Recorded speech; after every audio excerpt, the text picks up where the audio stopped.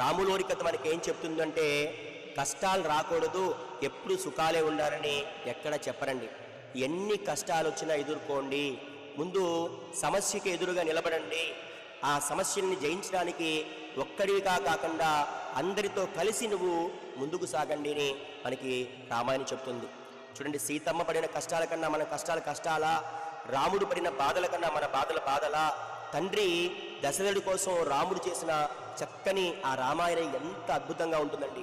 అన్న కోసం తమ్ముడు లక్ష్మణుడు, మరి భరతుడు, మరి అటు దశరథుడు, మరి జనక మహారాజు గారు, గుహుడు, మరి అనేక మంది రామాయణుడి పాత్రలు మన మనస్సును కదిలిస్తూ ఉంటాయి మిత్రులారా. అందుకనే మనం ఎప్పుడు కూడా రామాయణాన్ని ఆదర్శంగా తీసుకోవాలి. రాముడు పుట్టిన ఈ భూమి మీద మనం పుట్టినందుకు మనం గర్వించాలి. రాబోయే శ్రీరామనవమి రోజున అందరూ కూడా పులకించిపోయి రాముడి కథ వినడం కాదండి, అవి మన అనుభవాలకు తెచ్చుకోవాలి.